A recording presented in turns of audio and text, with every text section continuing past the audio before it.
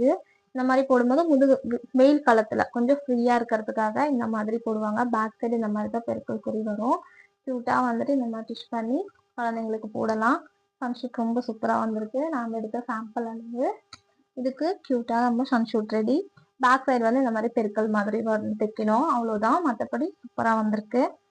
இதே மாதிரி குழந்தைங்க பேபி இருக்காங்க, ஒரு 6 மந்த் பேபி வரைக்கும் இந்த மாதிரி போடலாம். 8 மந்த் பேபினா கொஞ்சம் பெருசாயிடுவாங்க, அவங்க கொஞ்சம் தவளை நடக்க அந்த மாதிரி அவங்க அந்த கூட போடலாம். ஆனாலும் 6 மந்த் பேபியா படுத்துட்டே இருப்பாங்க, அவங்களுக்கு இது ரொம்ப கம்ஃபர்டபுளா இருக்கும்.